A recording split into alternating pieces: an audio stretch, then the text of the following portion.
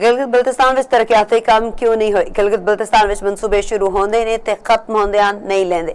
मुस्लिम league नून दे सरबराह नवाज शरीफ दा गिलगित विच कारकुनां नाल खिताब। गिलगित को मैं जानता था, वो गिलगित कहाँ है और जिसको मैं बहुत डेवलप करना चाह रहा था, जिस गिलगित बल्तिस्तान को मैं सीने से लगा के रखता था और मैं चाहता था कि यहाँ बेतहाशा तरक्की हो, यहाँ के लोग रोज़गार पे फायज हों, उसकी सड़कों को देखकर आज मुझे बहुत तकलीफ हुई।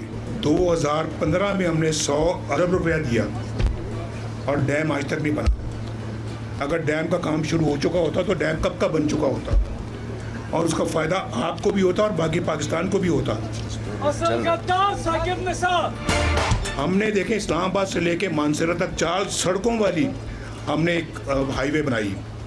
वही 4 सड़कों वाली हाईवे यहाँ तक भी आनी चाहिए। मुझे अफसोस होता है कि एयरपोर्ट जो मेरे ज़माने में था आज भी वही है, ना उसको बढ़ाया गया है ना उसको वसी किया गया है, फ़्लाइटें भी वही हैं। एयरपोर्ट को बड़ा करके यहाँ तो बोइंग जेट्स आने चाहिए थे जैसे स्कर्दू जाते हैं, लेकिन अभी तक अगर नहीं हो तो मुझे बड़ा अफसोस है और मैं दिल से आपको अफसोस का इज़हार कर रहा हूँ। लेकिन साथ मैं ये भी आपको बताना चाहता हूँ कि मैं शहबाज शरीफ साहब के साथ मीटिंग करूँगा और कहूँगा कि इस एयरपोर्ट को बड़ा करें। 20-20, 22-22 घंटे जो है ना वो सर्दियों में लोड शेडिंग होती है, ठीक बात है, और फिर 10-12 घंटे गर्मियों में लोड शेडिंग होती है, ठीक बात है।